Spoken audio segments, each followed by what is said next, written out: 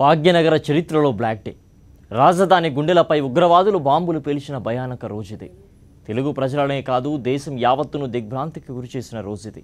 ఉగ్రవాదులు రక్తపు టేరులు పారించి మారణహోమం సృష్టించిన రోజుది. అప్పటిదాకా ఆనందంగా గడుపుతున్న వారితో లుంబిని పార్క్ గూగుల్ చాట్లను క్షణకాలంలో మరుభూమిలా మార్చేశారు టెర్రరిస్టులు. జంట పేరులతో జంట నగరాలను భయపెట్టిన ఆ నెత్తుటి గాయం ఇంకా వెంటాడుతూనే ఉంది. ఆ ఘటన గుర్తుకు వచ్చినప్పుడల్లా భాగ్యనగర ప్రజల గుండెలను నెత్తుటి గాయం వెలిపెడుతూనే ఉంది. హైదరాబాద్లో ఉగ్రవాదులు సృష్టించిన మారణ హోమానికి నేటితో సరిగ్గా 8 ఏళ్లు. ఆ భయానక దృశ్యాలు గుర్తొచ్చినప్పుడల్లా భాగ్యనగరం ఉలిక్కి పడుతూనే ఉంది.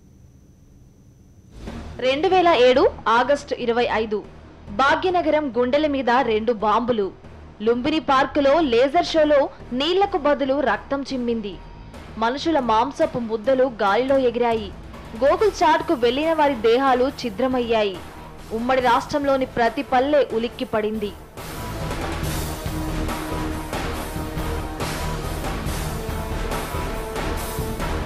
టెర్రరిస్టులు సృష్టించిన ఈ ఉన్మాదం 42 మందిని పొట్టన పెట్టుకుంది.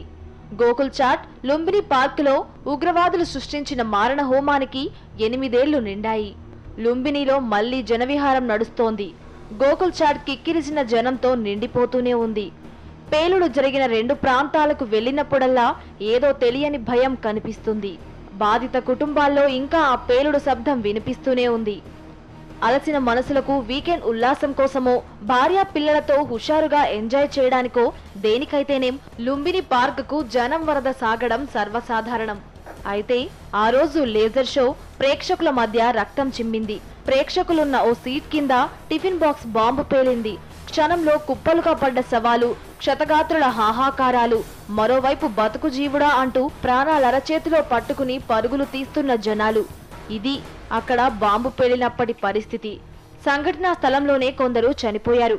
మరికొందరు ఆసుపత్రిలో చికిత్స పొందుతూ కన్నుమూశారు. లుంబినిలో బాంబు పేలిన కొద్దిసేపటికే కోటిలో కలకలం. హైదరాబాద్లో చాట్ బండార్కు కేర్ ఆఫ్ అడ్రస్ గా ఉన్న గోకుల్లో మరో బాంబు పేలింది. పేలుడు తీవ్రత అధికంగా ఉండటంతో పాటు రద్దీ ఎక్కువగా ఉండటంతో ప్రాణ నష్టం ఎక్కువ జరిగింది. అక్కడున్న వాళ్ళు తేరుకునేలోగానే శవాల గుట్టలు, మాంసపు ముద్దలు, క్షతగాత్రుల రోదనలు, పరిసరాలన్నీ భయానకంగా మారాయి.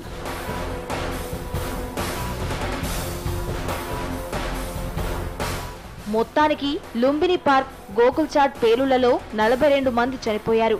వందల మంది క్షతగాత్రులయ్యారు. ఎన్నో కుటుంబాలు విషాద సాగరంలో మునిగిపోయాయి. నిమిషాల్లో అంబులెన్సుల హారెన్లు, పోలీసు వాహనాల సైరన్లు మిన్నంటాయి. కర్ఫ్యూ వాతావరణం అలుముకుంది.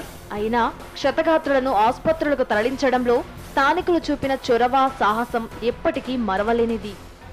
గోకుల్ చాట్, లుంబిని పార్క్ ఘటనలు మొత్తం దేశాన్నే కుదిపేశాయి. 2 ఘటనలు జరిగి 8 ఏళ్లు అవుతున్నా ఆ గాయం ఇప్పటికీ భాగ్యనగర ప్రజల్ని వెంటాడుతూనే ఉంది.